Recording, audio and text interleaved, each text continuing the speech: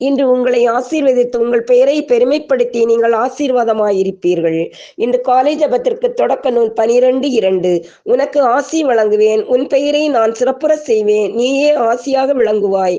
எங்களை அதிகமாய் நேசித்து வழிநடத்துகின்ற எங்கள் அன்பின் பரலோக தந்தையே இறைவா, புதிய நாளிலே இறைவார்த்தைகளோடு பேசி வருகிறீர். நன்றி ஆண்டவரே.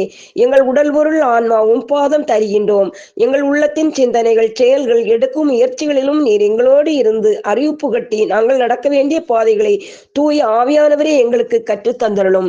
பொல்லாரின் சூழ்ச்சிகளின்றும் தீயருடைய திட்டங்களின்றும் எங்களை மூடி மறைத்து பாதுகாத்து கொள்ளும்.